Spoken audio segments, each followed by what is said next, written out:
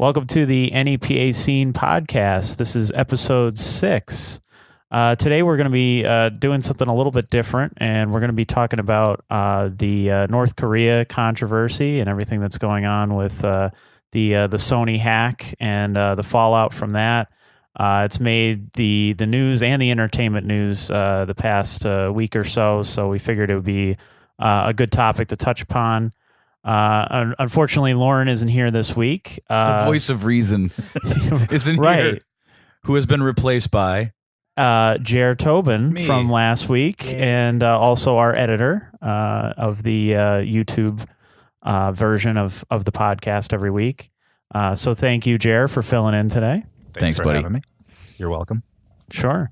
And he's got a good rundown of all the facts and everything else that leading up to the conversation. So we'll get into that in just a minute. So the highlights from this week on NEPAscene.com. Let's see, we have some photos and video of the Menzingers holiday show, which was huge.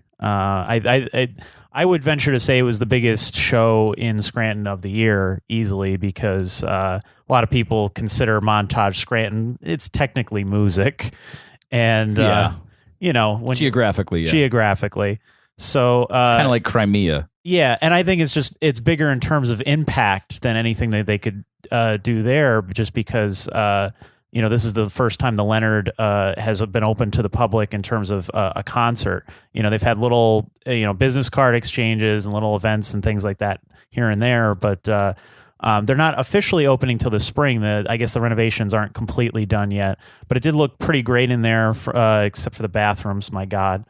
But other than that, Rich, you should have public phobia like I do. I just had to pee, man. I just had to pee, and it was like, here's your basin. Hold it and go home. It was. Oh, why is it like old school? Is it like trough style? Is it trough style? No, the sink is a giant trough next to another sink that it was put in afterwards. There's a video on YouTube. Did you ever? You had to be the guy that was seeing this. Like the pee trough that they have. Yeah, like did you see the guy? No, did you see guy? So there's like a whole row of porta potties, and then outside the porta potties is like a pee trough, just in case like the porta potties are full. It was in like Europe. So this guy goes in the porta potty, takes a pee, walks out of the porta potty, and this was on like it was like at a concert. So the concerts are like their local MTV there was like filming it. And the guy in the background, drunk, walks out of the porta potty and then washes his hands in the pee trough. Oh, man. And then what? And like the lady on the camera was like, I was bitten. She was like so blown away that this guy was just like washing his hands. I don't know if he picked up a mint as soap, but he did do it. I'll find the video. If I find it, can you post it? Yes. The pee trough guy? I'll totally include that. Okay, so he good. must have had some pretty clear... Because who doesn't want to watch that? Water. No, he walked out of the porta potty, walked over to the pee trough, and washed his hands in it. And there was like a dude like upstream peeing, which I thought was funny. Now, speaking of pee troughs, I just want to get this out. I'm so glad... I've been waiting. Yeah. I've been waiting my whole life. I am so glad that the Bloomsburg Fair no longer has pee troughs in their restrooms. They had those... I don't know, like maybe 5 years ago they finally got rid of them, but it was, especially as a child when I was there, it was Stop very traumatic. At my winkies there. I'm like, what is this? I am frightened beyond belief. I see people's wieners just everywhere. Yeah. Like, what is this? I don't know, Jerry. You should have one too. Yeah. So that has obviously still had rippling effects on your life. Yeah. Yeah. I have a number of a great therapist if you want to go. I'm already booked up. Because I think by the end of this podcast, I'm going to need to go start going back. Well, I could say that the bathrooms were not that bad, but they were. Well, you think rough. that I don't know. You think if they're having an event like that, they'd be like, all right, let's spick and span a little bit. I think it was just one of those things where I don't know if they even had planned to do it. I think that because from what I understand, Tom May from the Menzingers went to like Bill Orner and those guys who are connected to the venue owners and just said, hey, can we do this? And so I think it was just the best venue for it at the time, because I mean, they always sell out every year. It's an annual thing that they do. They raise money. But they're never playing a place this big. Yeah, no, this is probably the biggest one that they've done, and from what I understand, it's about 800 capacity. They did sell out. I wouldn't say there was 800. They probably try to keep it a little under that, Just to be fire safe, code and yeah. everything. Yeah, but I mean, there was at least a good 600 to 700. I mean, it was well attended, and it was all ages, which is great because there's no all ages venues around anymore. Oh, there's no booze there.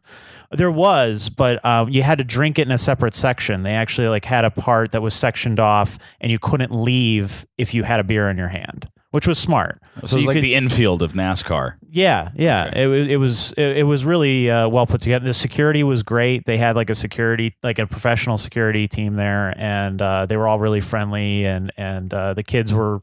They obviously they moshed and they had crowd surfed and everything, but it was nothing that was outrageous or nobody got hurt, and there was plenty of space for everybody. Everybody wasn't packed in. It wasn't like sardines, and you had the balcony area where you could go upstairs and just see it from the balcony, which was nice. How did it sound? The sound that place eats up sound. It's never had great sound, so it sounded okay if you were right there. But if you were back more, like if you're in the balcony or something, it was just kind of getting eaten up. So, I mean, I think the acoustics in there aren't wonderful, but I mean, there's hope. Yeah. I mean, it could easily be, like a Sherman Theater or something like that cool. of Scranton if they keep booking bands that are, a decent size and getting local openers and things like that. So I really hope it turns into a hotspot for local concerts and things. I was going to ask what your thoughts are on it becoming maybe a replacement for the Vintage. Like, how accessible do you think it is to local? Those steps are killer. Oh, yeah, walking up those stairs. Well, in terms of accessibility, I think it's definitely going to be run differently. I don't see it as being Vintage 2.0. Right.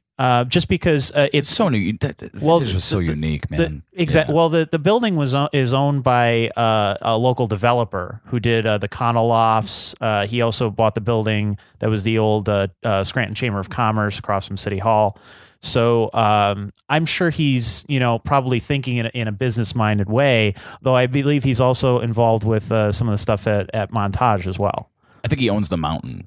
Yeah, I don't know. I never met him. I heard he's a nice I know guy, he's involved in that. He is. I met him a few years ago, actually, when I was a reporter, and I was doing stuff on the Connell Lofts and things like that. And he was great. He took me on a tour of the place, and he's doing great work in the area. I just hope that he gets maybe somebody to book acts and things like that and keep the place active. I'd hate to see it be 6 months later and now there's another show, and then maybe 6 months later there's another show. How was parking? I know these are so Scranton resident questions. Yeah, surprisingly, was there potholes? Well, I had gotten a ride because I figured, even though I live right down the road, I'm like, there's going to be no parking there, and there was plenty of parking still. But I got there pretty early. Like it started at 5, and you were there on. So I was there at 5. And there was still parking around, but there's all the parking garages. I think the main thing is nobody wants to pay for parking, so that's why they say there's no parking. There's plenty of parking. It's just you have to go to one of the garages, which especially if it's people coming from out of the area, they're probably used to that. They don't care. It's like a 3-minute walk. Yeah, exactly. So I don't, if we can't get to the front door. Right. Yeah. Oh, there's no parking out front. Let's go home. Which is very much a Scranton thing. We dropped $80 for our tickets. Let's go home because there's no parking. Yeah, exactly. Oh, Dad, really? All right, let's go. Sorry. So no, the show was amazing though. All the bands were great. I wish I could have went. It was a great time. It was a lot of fun, and the whole thing was just really well put together. It was really well organized. You could tell everybody had their shit together, so it was great. We also have a story on Leash, which is Ken Norton from Grace's Downfall, his new band.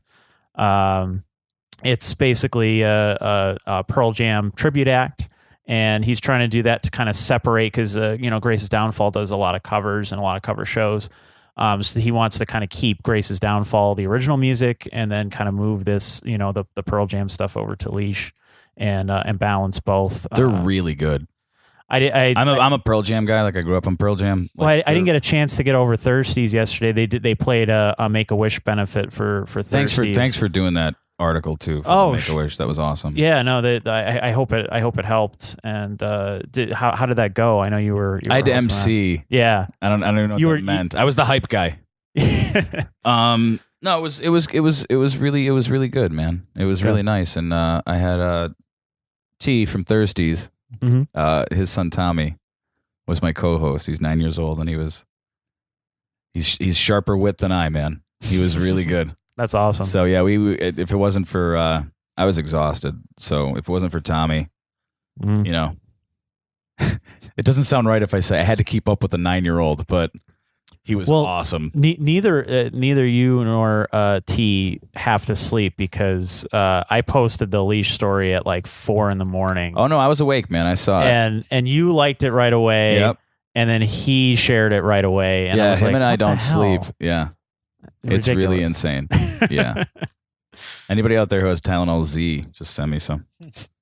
Or NyQuil Z. That's how tired I am.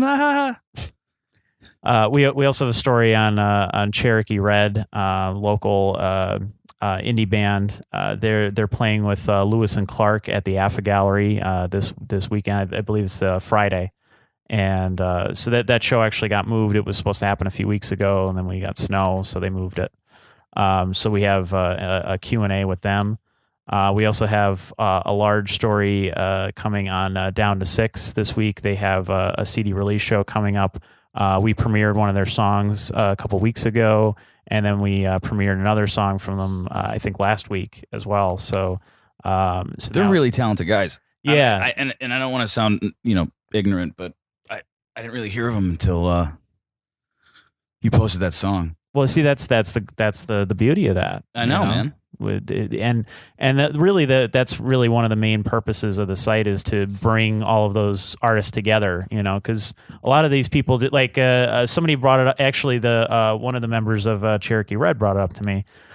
He had said, when he was out this weekend, he was talking to people because they played basically the post Cabinet show, because Cabinet played 2 sold out shows at the Kirby Center. Yeah. And he said most of the people there had no idea what the Menzingers was or what the holiday show was. And it was it's been going on for like 5 or 6 years, too. Right. Yeah. This was, I think, the 4th year. Or 4 years. Yeah. I think. I'm pretty sure. Menzing who? But the Menzingers are signed to a major label. Yeah, they're internationally known. They've toured the world several times. So West Side represent. Yeah, it's amazing that these cliques don't know each other, and I think that's what it is. It's I don't even think maybe it's clicky on purpose. It's just a lot of times I think, you're just into one kind of genre or whatever. You're not really seeing that there's all this other stuff going on. So really our goal is to just bring all of those people together and make them see that, because I think a lot of people don't think in those terms when they pop music in their car or something. I mean, we live in an iPod generation where, you put something on shuffle and you're listening to country music 1 minute and then the next minute Florida, you have Georgia. Techno and then Florida Georgia line. Wait, I thought they weren't allowed any more than 5 seconds on the show. That was right. So I'm going to keep doing it. You're just going to keep bringing them Yeah, up. anytime I hear country music, it's the first thing that comes to mind is Florida, Georgia line. when they come here, will you interview them? I'll be like, guys, how did you come up with such a clever name? Yeah. Are all of you from Jacksonville? No, you do not want me to interview. No, it's going to be all like, dick and fart jokes. I know you want to throw them under the bus at my expense. I kind of wanted to. Yeah. I think you should have Jimmy interview them. That's Jimmy's in there going. That's all you get. Like Jimmy ran through the whole interview in a split second in his mind, and it was hysterical. Jimmy, what would be the first question that you'd ask Florida Georgia line? Why? Just one word question. Perfect. Yeah. Who? What? Forget when and where. Why? All right. Florida Georgia line. And we just put up photos of the open mic night last week. We took a couple weeks off because there was all this weather hype, and then none of it ever happened anyway. But people they get, as soon as they hear about it, they get their bread, milk, and eggs, and you never hear from them again. So We figured it was probably best just to not do the open mic. They get in their storm cellar. Yeah. And that's it. Batten down the hatches. Yep. Here Right. come flurries. Doomsday prep. But last week it was great because we had a decent turnout. It was really good, and we had a lot of poets. We had 3 poets show up. I think from the Stroudsburg area, which was pretty cool that they drove up or something like that. And Please, poets, if you're listening, feel free to come back and bring your friends. yeah, well, we want to see more.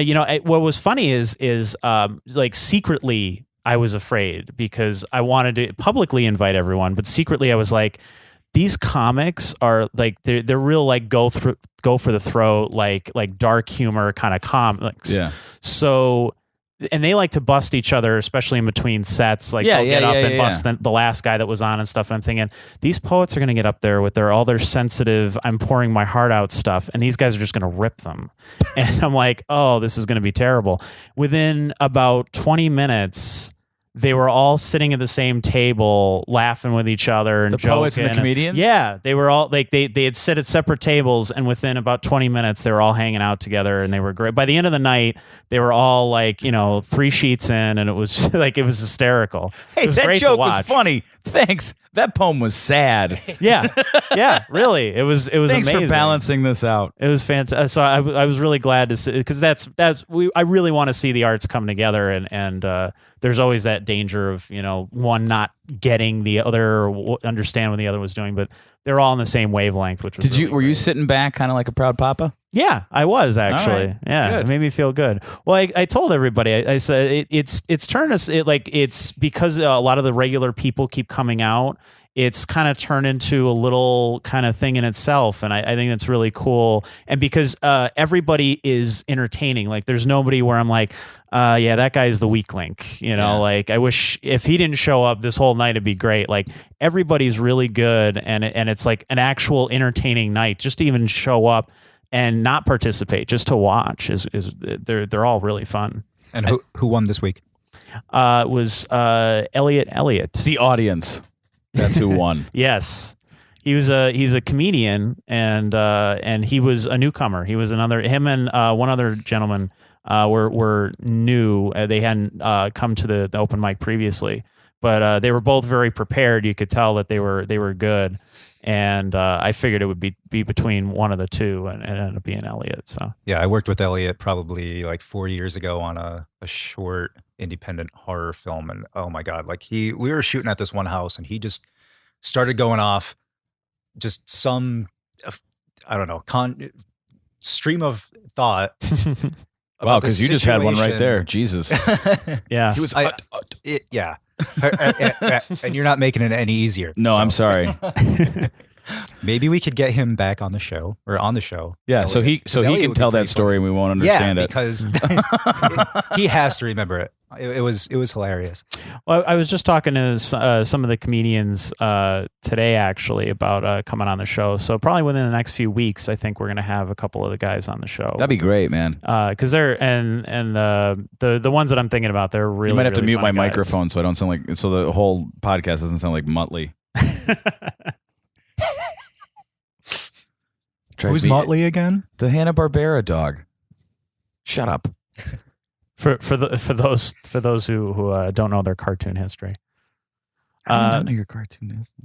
No, we didn't watch Are You Afraid of the Dark either, so I know. Yeah, which we just figured out. We were just discussing that before. Jimmy, do you watch Are You Afraid of the Dark? All the time. Yeah. Thank you, Jimmy. Thank you. I have every single episode ever recorded on DVD.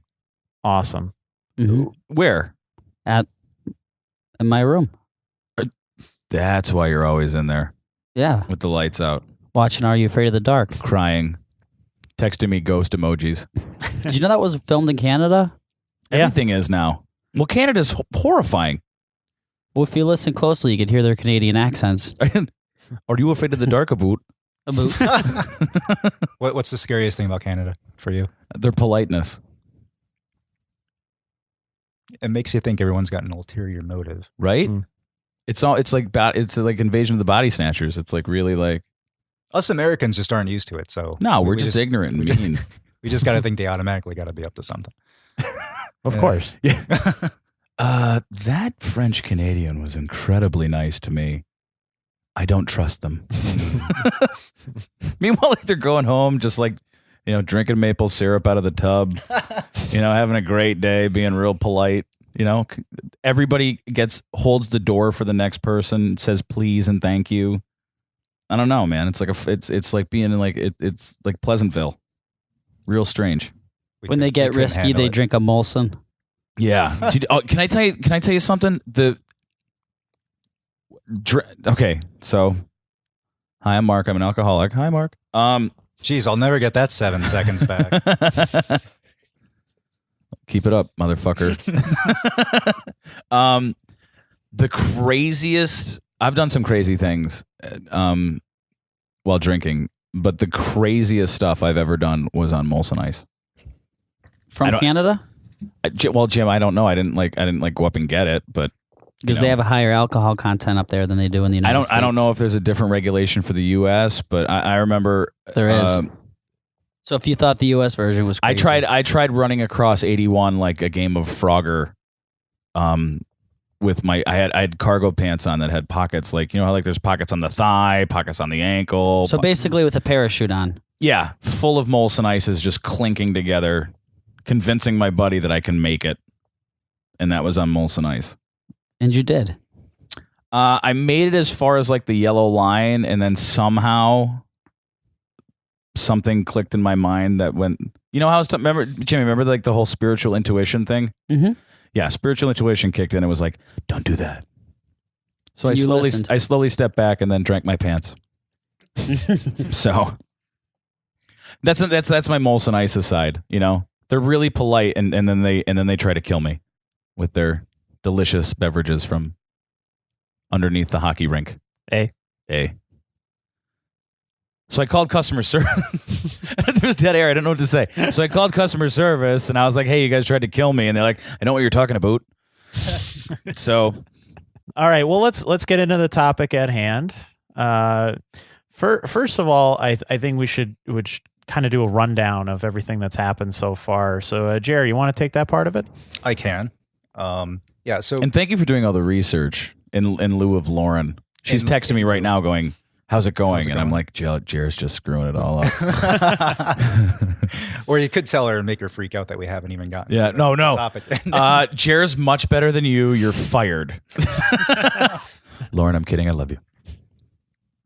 All right. This is scary stuff. So to us, it's scary. So well, all right. To me, it's scary. Well, yeah. I reduced it real low there. And that's why we decided that it's important. It's apropos, to bring up. So just a brief rundown in case no one knows what's happening. Real quick, North Korea probably most likely hacked Sony. Got loads. How many terabytes of data? Does anybody remember offhand? Was it like 100? It was 100 terabytes of data. Yeah. Yeah. So it's an insane amount of personal data, workers, personal, everything. Right there, buddy. That close. That's why we wanted to get you. That's why we wanted to get you a microphone stand. All right, I will eat the microphone then from here on. Yeah. This was on what, November 26th, I think, is when it first happened. Yeah. So from what I read, right, and this is, and we'll, and we all have different ideas and feelings about this, and from what, and then obviously we'll tell all of our collective opinions and doomsday scenarios, of which there are many. Yeah. So just to get a quick up to speed on, and this is from Complex magazine, so complex.com. On June 25th, 2014, Kim Jong-un made a statement about the interview, and he referred to it as the most blatant act of terrorism and an act of war that we will never tolerate, quote. And then in September, a Sony executive was asked to edit the interview, specifically the head explosion of Kim Jong-un's face at the end of the movie, which anyone who's interested, I'm sure, has already found it on the internet. Quote, Sony chair Amy Pascal. Well, actually, this is what Seth Rogen wrote to Amy Pascal in September 2014. The head explosion can't be more obscured than it is because we honestly feel that if it's any more obscured, you won't be able to tell it's exploding and the joke won't work. This is now a story of Americans changing their movie to make North Koreans happy. End quote. And then November 21st, 3 days before the quote-unquote big hack, this group called God's Apostles, APSTLS, threatened Sony executives in an email. This is their wording. Is it okay if I read this? I love this because it reads just like, okay, we've got great damage by Sony Pictures. The compensation for it, monetary compensation we want. Pay the damage or Sony Pictures will be bombarded as a whole. You know us very well. We never wait long. You'd better behave wisely, from God's Apostles. And then on November 24th, Sony's website went down with well, it's not really a hashtag, but a thing that said hacked by #GOP, which was a threat. So all the computer screens at Sony Entertainment were filled with an image of an ominous skeleton and a message claiming hacked by GOP, which does not stand for Grand Old Party. It stands for Guardians of Peace.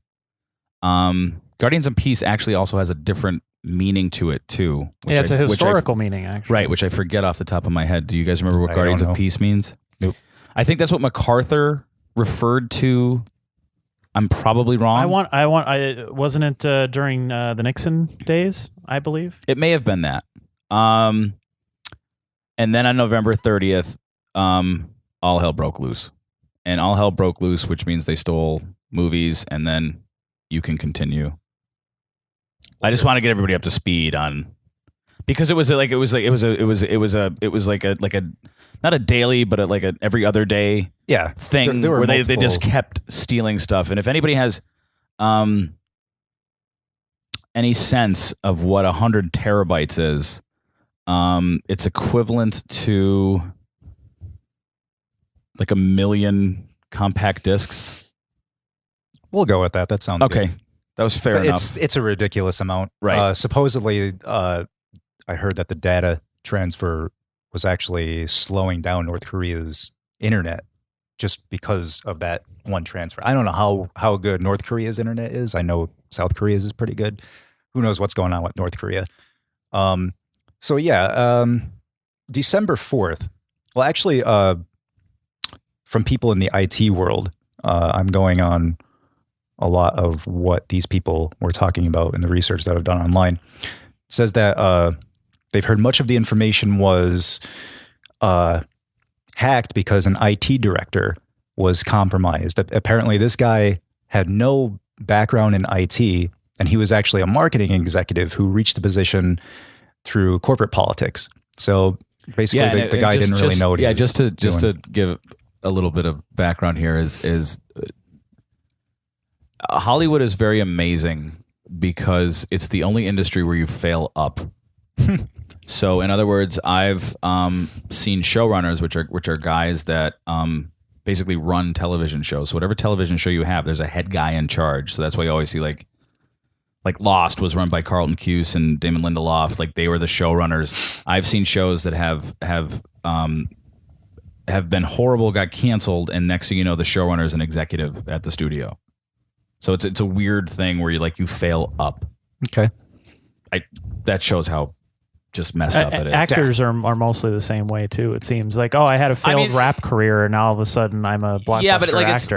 It's different. Whom are we speaking? I can think of quite a few. I don't know if it's specifically equatable to something like that because it's in the same realm of entertainment, but it's not like this is like it's weird too because what you're doing is as a showrunner you're a creative entity. You know what I mean? You're the one who makes basically all the final decisions, minus the executives on what like the direction of the show, the arc, the overall thing of the show is the showrunner's responsibility. There's a documentary that just got released on iTunes Halloween Day called Showrunners. It's really awesome. It's about everybody that runs all your favorite TV shows. But it's probably one of the hardest. Joss Whedon started off like that's what he was doing. He was a showrunner, and it's probably one of the most difficult jobs in Hollywood. I have nothing but respect for people who are showrunners, but there's some who do it really well, and there's some who do it very bad. So they fail up. All right, let's. Yeah, sorry, I got off the North Korea Guardians shit. of Peace, by the way, is a quote from Richard Nixon. That's where it Is it comes. Nixon? That's Okay. where it came All right. from. Okay. So, all right, more on December 4th. What happened was the FBI, they issued a warning to the security departments of large American companies warning about a new malware. It was called Vestover Backdoor. The command and control modules of the code, initially, the virus just exposes the computers, the files, and then it configures it to run a web server. And then what it does, it spreads throughout the network, targeting access to specific machines and IP addresses. And because they're hard-coded, it means the attacker either had inside help or had previously penetrated Sony's network and gathered information. So I know Sony was hacked by the North Koreans just a few years ago too, right? So, Well, I mean, there's no smoking gun. right. Okay. Well, then it goes on to say that the malware only begins to broadcast back to the command and control servers once it's been launched, and deletion of data on the targeted network has already begun. And then the servers the malware connects to, they were used previously by a piece of malware known as Dark Seoul, and that's Seoul as in SEOUL, like Seoul, South Korea, which North Korea used to attack South Korea previously. So that's how they know that it's got to be The fingerprints are there. right. Right. Then on December 8th, the security company Kaspersky, they released a report which shows that the initial computer virus used in the attack is the same as the one that was used in another attack where North Korea went after Saudi Arabia. December 13th. Which I don't understand why they would do. Okay. Who knows? Jimmy, you writing all this down? No, I have once he's finished, I have a question. Okay. Now the next. Are you hungry? So then, all right, the next authentic leak was on the 13th, and that was actually, it was seeded in Taiwan. That's where that was released into the internet sphere from that point. Then IT workers at Sony, they began anonymously talking to the press, and they paint this picture of a company with outdated network, lax security standards, an unwillingness to hire quality professionals in IT software and development. They believe that top talent in these areas are too expensive. They also describe a very traditional big corporate office environment in which things like having your ass in a chair versus time spent at work is valued over results. It's that sort of crap. Most promotions seem to be driven by office politics, not talent. Who wants a job at Sony? Anyone? I've worked for several of those kinds of corporations, and Right. it's the same a lot of places, I think. Yeah, and then on the 19th, that's when FBI, they placed the blame on North Korea so far, and then right now North Korea is claiming, no, it's not us, and we're gonna attack. Well, let's get to that. So can I run down like the gossipy right. parts? Oh of yeah. this? Well, you see, that's the thing is most of the news coverage, because we live in an era of infotainment, has been focused on the entertainment aspect. Yeah, the Victorian freak show of it all. Right. You know what I mean? So I'm going to do a really quick headline timeline. On November 30th, 2014, Fury, Annie, Mr. Turner, Still Alice, To Write Love on Our Arms are 5 films that were leaked to the hackers. On December 1st, all the executive salaries were leaked. On December 4th, the budget of the interview was leaked.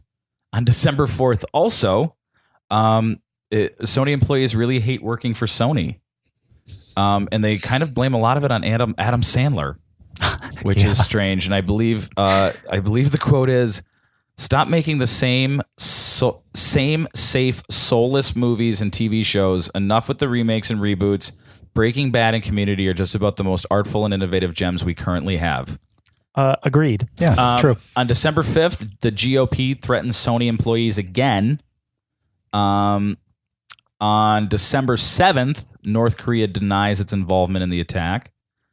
On December 8th, the GOP sends another message to Sony saying, "We have already given our clear demand to the management team of Sony. However, they are refused to accept. Do not carry out our demand if you want to escape us, or do carry out our demand if you want to escape us, and stop immediately showing the movie of terrorism, which can break the regional peace and cause war."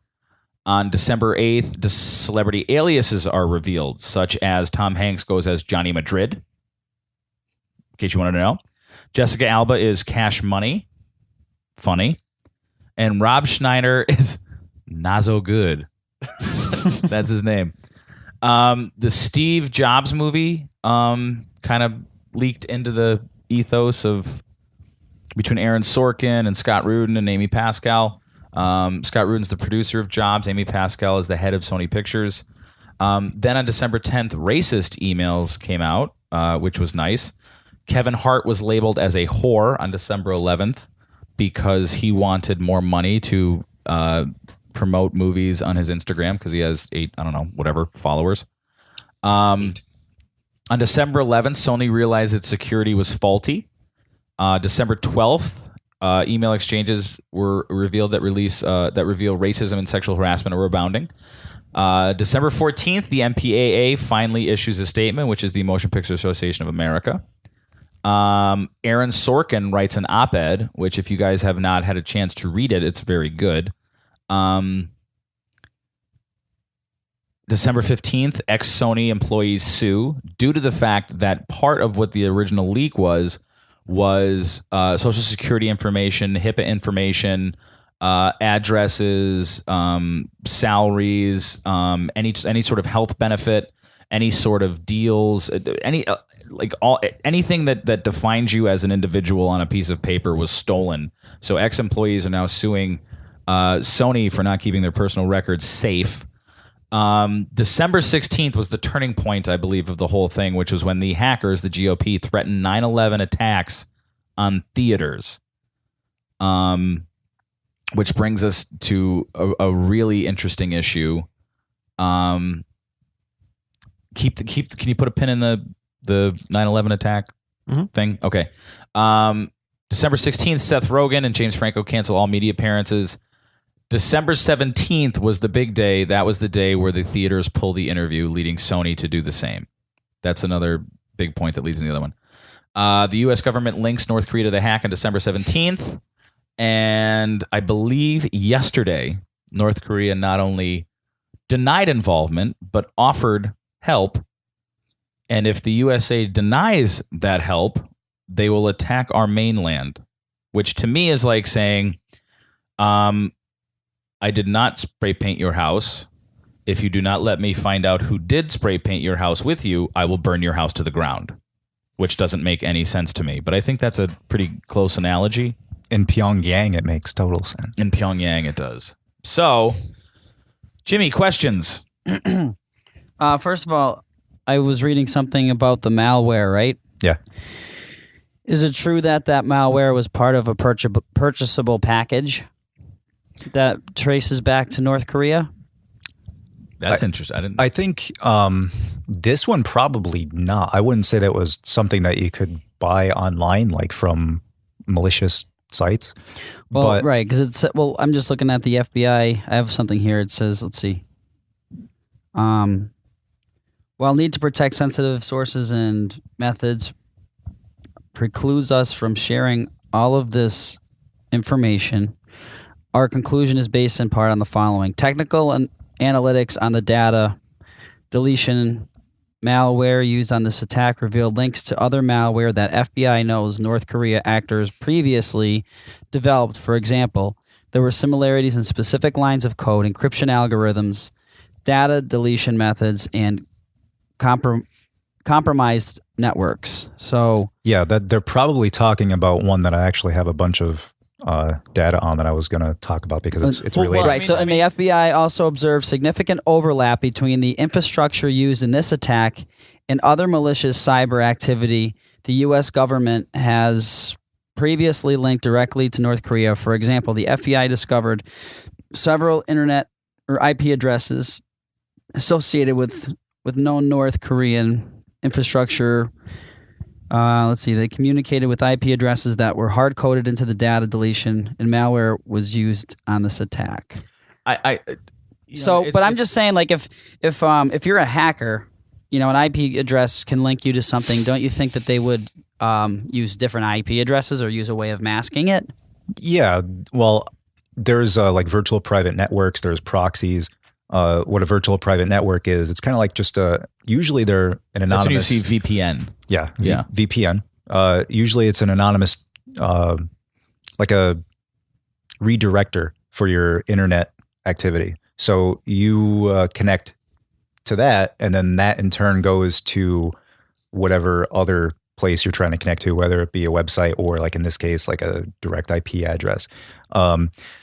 Supposedly, don't over nerd this. Supposedly VPNs. That's true. Yeah, let's not lose everybody. Yeah, we want to layman this as much as possible. The only other thing I was going to say is supposedly the VPNs, they don't keep records. But I mean, I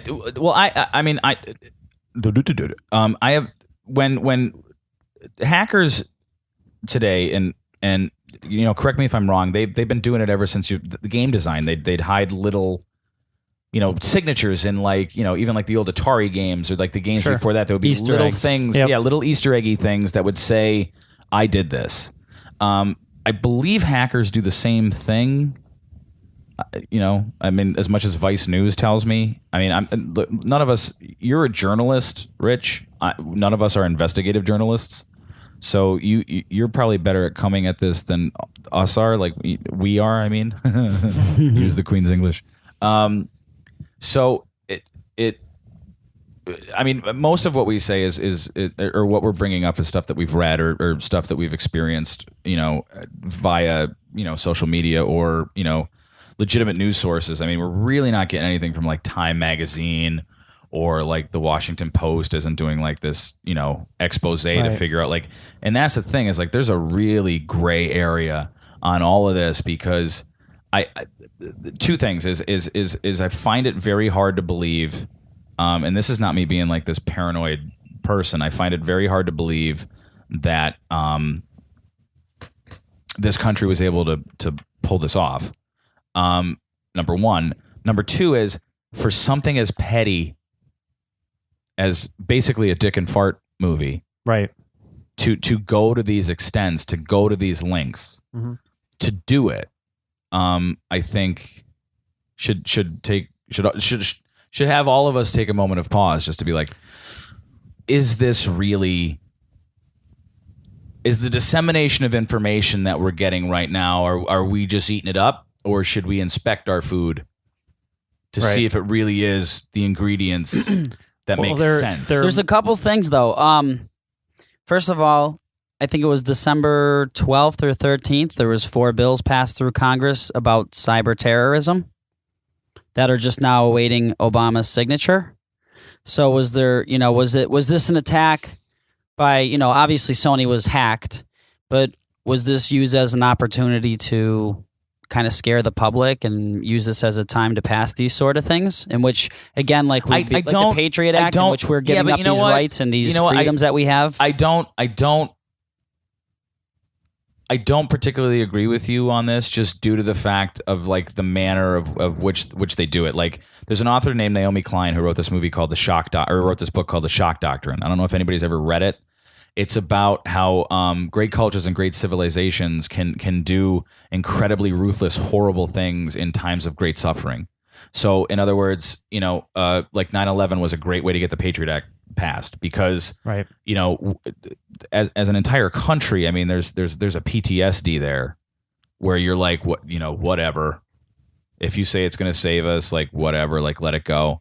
The book is a really incredible read. Alfonso Cuarón actually did a trailer for the book, but that's I don't think this falls under the guise of like who honestly the Sony hack, who did it hurt besides people's reputations so far, yeah. So I don't know if passing the internet legislation, it could be.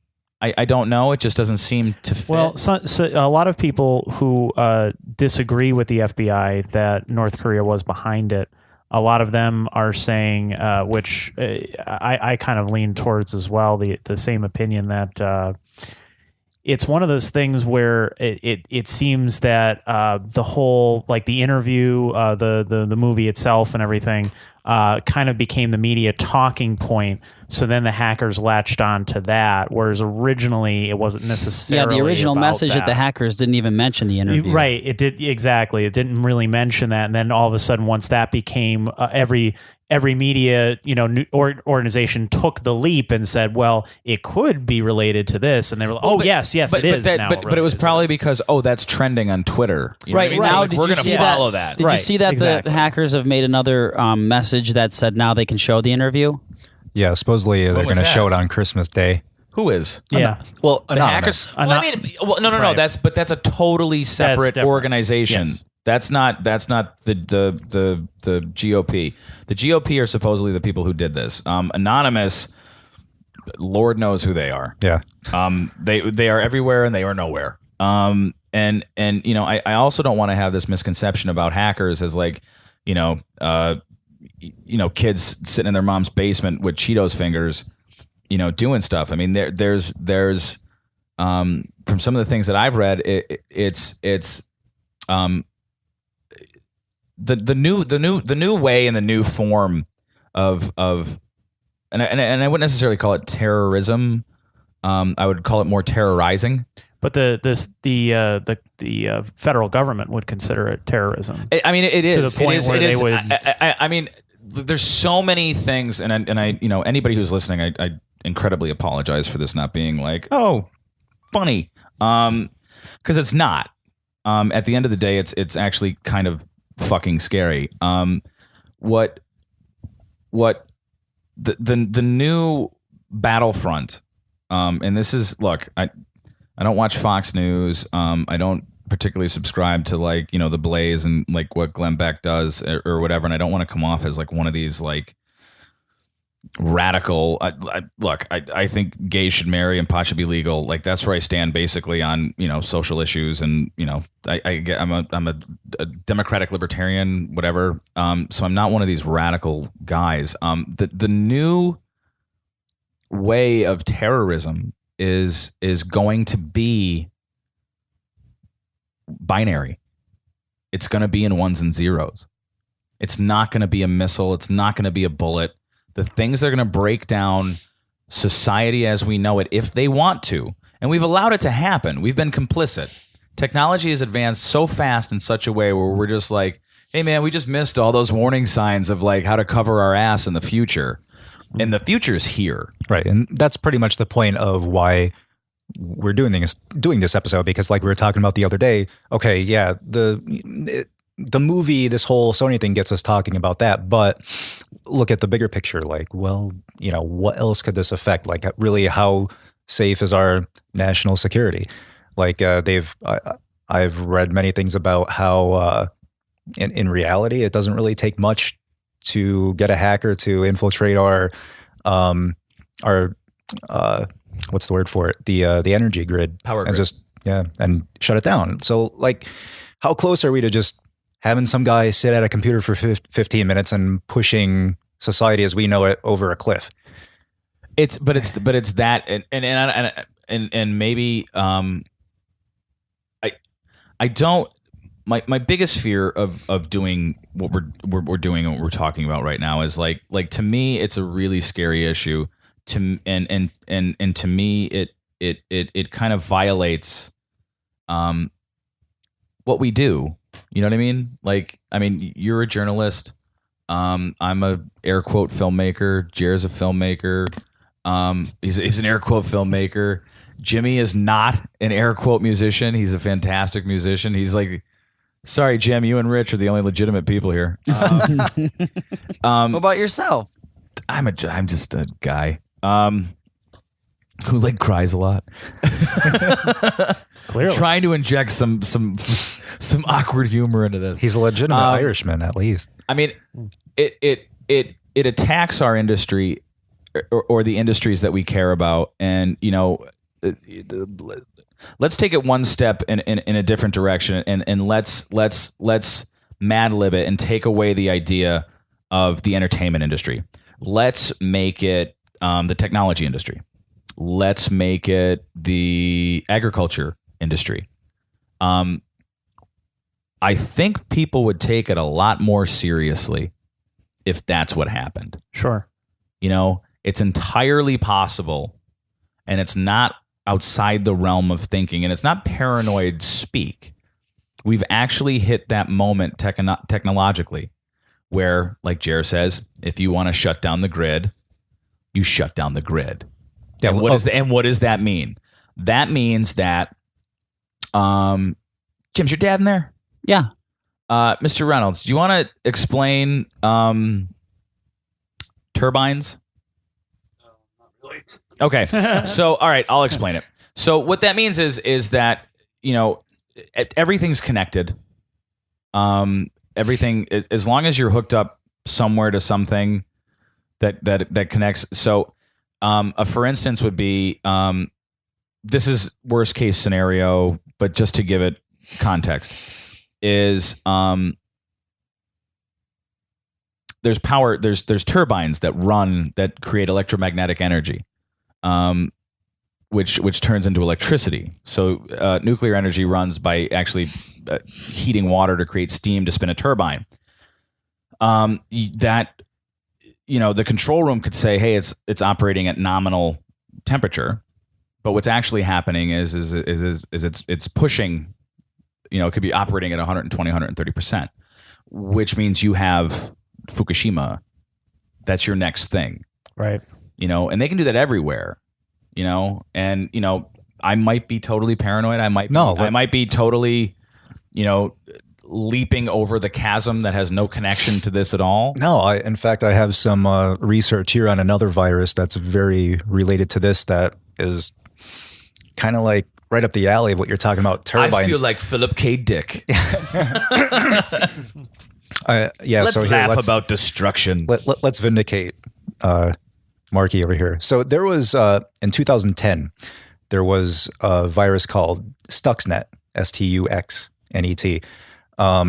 In short, it was most likely, according to the security companies that were analyzing it, developed in jointly by our government and the Israeli government to shut down the nuclear program of Iran, which, you know, whether it worked or not, I don't know, probably set them back at least. But anyway, here's the gist of this, and to give you an idea of what's possible and what's been happening. Let's see. And this is freely disclosed information. Yeah, this is not like, you know, and it's proven, right? Okay, I mean, yeah, we're not. I don't want to be the guys who are like, we lifted the skirt of the government and looked up its dress. No. And this is directly from Kaspersky, someone at Kaspersky, the person who wrote the article that I got most of this information from. So this is straight from them, the guys that were working on the actual file that they found. This is what they say. Let's see. Although the authors of Stuxnet, they haven't been officially identified, the size and sophistication of the worm have led experts believe that it could have been created only with the sponsorship of a nation state. And although no one's owned up to it, like I said, they believe it was most likely jointly created by the United States and Israel. June 2010, there was a malware detection firm in a country called Belarus, and they got a request from a client to determine why its machines were rebooting over and over again. I remember this. Really? I actually do. I remember it was in the news, yeah. Okay. The malware, it was signed by a digital certificate to make it appear that it had come from a reliable company. And that feat caught the attention of the antivirus community, whose automatic detection programs couldn't handle such a threat. And that was the first sighting of Stuxnet in the wild. And Kaspersky, that company says that they concluded that the code was too sophisticated to be a brainchild of a ragtag group of black hat hackers. And they believe that a team of 10 people would have needed at least 2 or 3 years to create it. And it then became clear that the code itself, it was made to, well, there's a company called Siemens. Yes. SIE, right? SIEMENS. And they make, all sorts of stuff. They're not really a tech company, but they mostly make them? things that go into submarines. Okay. No one got that. I did. After you asked if anyone got it, I'm like, wait, what should I be? Yeah. Okay. No. It's a submarine full of semen. Well, what Siemens make actually, one of the things that they make are centrifuges for nuclear power, which Iran has. So they have centrifuges. Yeah, Yes. Iran had Yeah. centrifuges because they were trying to. They claim they were only trying. They were not trying to weaponize uranium. They were trying to create a legitimate energy source for their country. Right. So they say. Although, yeah. So they say, and the United States says, "Oh no, you're not." So does Israel. Anyway, so in May 2012, the International Telecom Union, they asked Kaspersky to identify another malware they found, and it turned out to be a variant of Stuxnet, and this was called Flame. And this thing was... But what do these things do?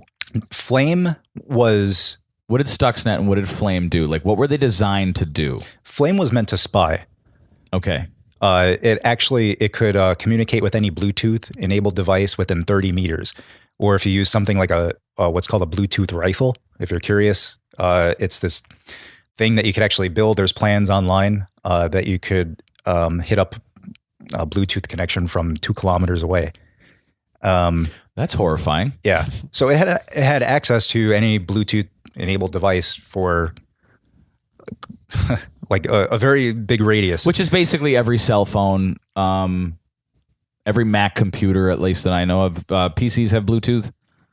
Yeah. Right? Some do. Mhm. Yeah. Okay. So the majority of things right now have at least Bluetooth. Yeah. Or Blueberry. Wait, what? Blueberry. Now, Flame, that was actually spread by Windows 7 updates, or fake ones. And Kaspersky, they believe that there's probably only 10 people in the world able to engineer something like that. And you'd need like a supercomputer and a team of scientists to break the encryption. So, stuff like you said is already happening. It's you've had Iran have their nuclear technology. Well, I mean that's, and please like step in at any moment just so I don't, monopolize again. Oh, that Valium. All right, I feel good. It's frightening to me because we don't. I mean, look, it's as simple as like, oh, I open up that email and now I can't stop getting fucking pop-ups. Like, there's the jerks of the world who are kids who sit around trying to figure out how to screw up your experience on a computer, and most of them are aimed towards Microsoft, and that happens. And look, jerks have been around since the beginning of time. Jerks are just making it easier, and they're smarter. You know what I mean? Like, it's easier for them. It's how many movies are there where it's like, they got the best hacker in the country to save the country. You know what I mean? Like, these aren't exactly exaggerated premises of what can happen. And for us to think that these people aren't under the employ of nation states or individuals who have interest in certain aspects of certain things, we'd be naive and very ignorant to that. The scary thing about Sony, in my opinion, is that I can't possibly believe that this is all about a movie, and I can't possibly believe that we're done. Yeah, well, what I wonder is why, and maybe the technology didn't exist over there at the time, or whatever the reasons, but when Team America was released, why was there no... Well, I mean, that was Kim Jong-il, and he was just like, no. And that was like the end of it. Like, the internet was around. It wasn't like, you know what I mean? Like, Right. It wasn't like this big thing, and have we progressed technologically and regressed security-wise? Because I did read an article where some experts said, like, don't blame Sony for this, because 9 out of 10, multi-billion-dollar corporations would have failed this insurgency of a corporation. And the interesting thing is the thing that one of the interesting things is that corporations are now not now, but they have been considered people. Okay. So now you take a corporation that has a tax ID number that pays. Well, I hope they do, but most corporations don't pay their taxes. So what happened was that if you boil it down to the simplest ideas of it, is that whomever these hackers were, Sony got blackmailed, and they got blackmailed and basically held hostage. So, I mean, what does that mean for national security? What does that mean? What is the proper government response? I know George Clooney had a response to all of his peers. The cowardice there is incredible. Yeah, no one. It's a no one vain. signed that, It's right? a vain business, and it's a fear-based business. There's a great movie called Swimming with Sharks with Frank Wally and Kevin Spacey about that very thing. You know, having dealing with the innards of the business, the industry, on an executive level. So it's kind of scary, and I think a lot of people don't understand what it actually means. It's not just about a movie. Sony didn't cancel the release of the interview. What Sony did was Sony pawned off the idea of canceling the interview to the theaters, and the theaters are distributors. And what that means is a distributor such as like Cinemark, Regal, companies like that. What they do is they're like Walmart for white bread. So you get the bread in. Walmart is the one, or in the theaters are the one that distributes the bread. So they have final say on like, all right, we want this movie, we want it out there, or we don't. The problem is that Sony, kind of took the spotlight off of them and aimed it at the theaters to say, it's up to you guys if you want to show this. Internally, all the theaters said to themselves, okay, they're threatening 9/11 style attacks after Aurora and what happened with Dark Knight Rises. The liability on the possibility of anything happening when that movie gets released, it comes down to criminal negligence, and it's at the end of the day, it's basically an insurance issue. And you don't want people to get injured or harmed because of basically two comedians in a movie about a dictator. So then now we're in a pissing match between the distributors and Sony, when the distributors look back at Sony and they were like, Sony was going, well, it's not our fault. They decided not to do it. Well, Sony didn't give them a chance or a choice in the matter. They just said, hey, if you want to do this and people get hurt, it's on you because you decided to distribute the movie. Right. We just made it. It is important, though, to realize that the Department of Homeland Security made a statement in which they said there was no credible evidence to say that there were going to be any attacks on movie theaters. Yeah, that's true. As far as the Department of Homeland Security is concerned. So how far down the rabbit hole does this go? How far down the rabbit hole doesn't it go? Right. Right.